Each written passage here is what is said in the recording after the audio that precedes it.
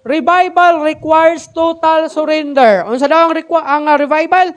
Ang revival na kinahanglan og total surrender. Dili 50%, 60%, 99%. Kanang butuo mo anang advertise sa safeguard ba na siya?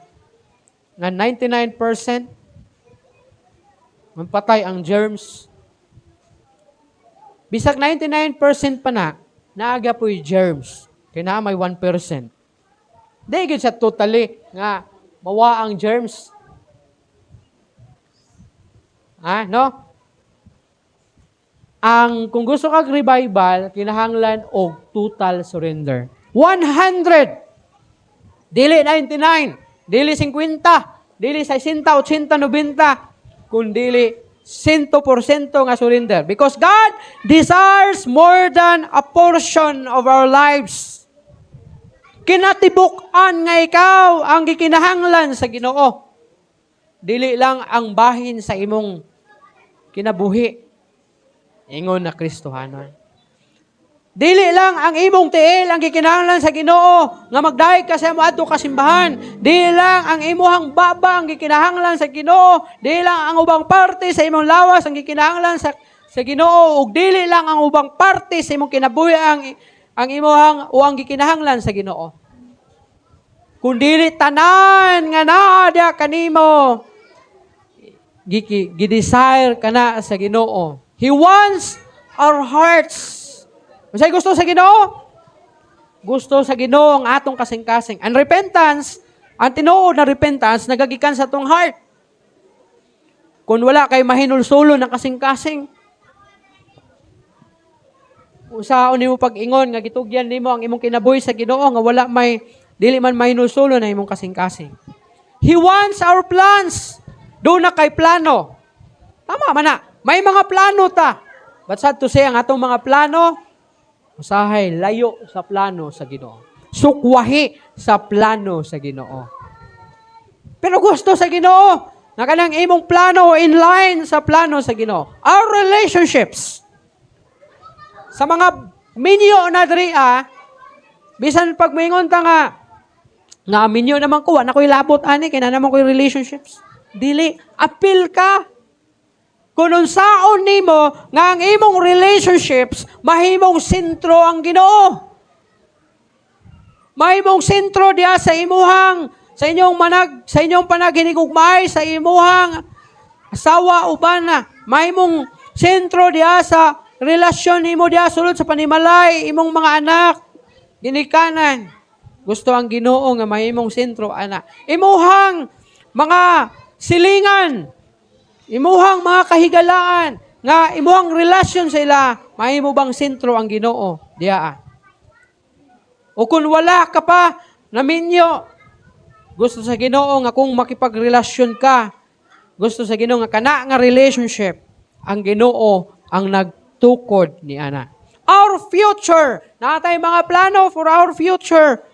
No? Ngayon, inani, sumabot na mga adlaw, 5 years from now, 10 years from now. Gusto sa Ginoo, nga apil ang Ginoo ni ana, nga plano nimo para sa future. Abraham placed Isaac on the altar because he trusted God completely. Nganong gitugyan man ni Abraham ang iyang bugtong anak diha sa altar aron ihalad sa Ginoo. Why? Because he trusted God completely. 100% misalig siya sa Ginoo. Imagine mo na. Ang anak nga gisaad nga ihatag adto kaniya. Pag-abot og 12 anyos gipangayo og balik sa iya aron ihalad sa Ginoo. Pero nagduha-duha ba si Abraham? Wala siya'y daghan na mga pangutana. Wala siya'y pagduha-duha o balibad kundili misanong siya. Milakaw siya o gidala niya ang iyang pinangayo sa Ginoo 12 years ago nga iyang bugtong anak nga to kay Sarah nga si Isaac ug misaka sila sa bukid uban ang kahoy ug kalayo.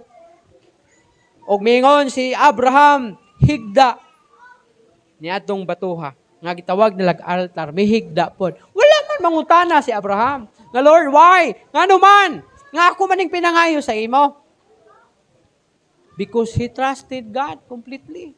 Misalig siya sa Ginoo.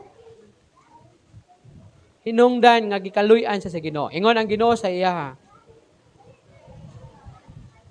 Isaad ako sa imo, ha? Abraham, nga ang mga nasod nga magpanalangin kanimo, akong panalanginan. Ang magtunglo kanimo nga nasod, akong tunglohon. Can you imagine? Si Abraham ang amahan sa pagtuo kay grabe ang iyang faith sa Ginoo. Grabe ang iyang salig sa Ginoo. Sometimes, revival comes only after we place our most treasured position before God. Unsa ba ang labing importante nga bahandi nga naa ka sa imong kinabuhi? Si Abraham, ang iyang most precious, mahalon nga butang o bahandi nga naangkon niya sa kinabuhi is ang iyang bugtong anak nga si Isaac. Pero nagduha-duha ba siya sa pagtugyan? Ingon niya, Lord, it all belongs to you. My son, my only son, it belongs to you. Unsa ba ang labing mahalon alang kanimo? Nga ikamatay nimo kung mawa siya. Unsa ka ng mga butanga, whether imuhang anak, asawa, bana, negosyo, trabaho, kwarta, mga butang nga pagabiyaan lang nimo sa kalibutan. Kaya ba nimo moingon sa Ginoo, Lord, it all belongs to you. Unsa pa gyud, mga binuhatan nimo nga nahimong babag sa imong pag-alagad sa Ginoo. Unsa man klase na mga binuhatan, mga kahuyang nimo, unsa man na mga kahuyangon diya sa imong kinabuhi. Kaya ba nimo isulti sa Ginoo, Lord, it belongs, all of this belongs to you. Kaya ba nimo na siya? Just like what Abraham did. Kung gusto kag revival, tanan nga naa sa imuha. Mga butang man, o kana mang palangga nimo na mga binuhatan. Mga secret na mga binuhatan. Nga palangga nimo, kay ganahan ka, nga balik-baliko nimo nagbuhat. Palangga nimo na, basta balik-baliko nimo buhat. Kaya ba nimong dalahon sa altar sa Ginoo ka, Lord, it all belongs to you. Kini, imo ni Ginoo, walay ako ani. Ang gusto sa Ginoo, kung gusto kag revival, itugyan nimo ang tanan nga naa kanimo, nga nahimong babag sa imong pag-alagad sa Ginoo.